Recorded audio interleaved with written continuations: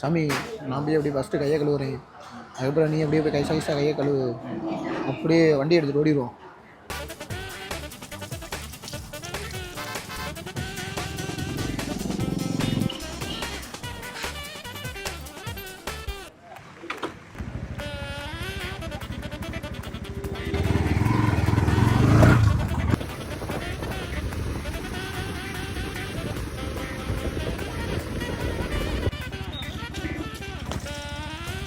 சாமி முட்டை டீலாம் குடிச்சிட்டு காசு கொடுக்காம முடியாம மட்டும் சாமி.